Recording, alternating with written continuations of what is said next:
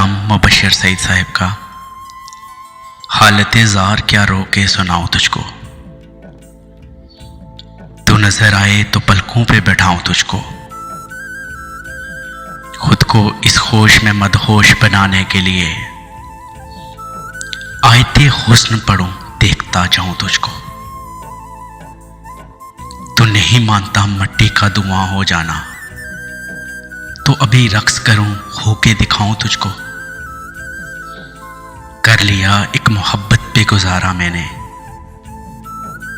चाहता था कि मैं भी पूरा आ जाऊं तुझको।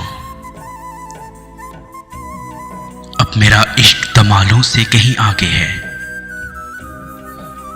अब जरूरी है कि मैं वजद में लाऊं तुझको। क्यों किसी और की आंखों का कसीदा लिखूं, क्यों किसी और की मदद से जलाऊं तुझको।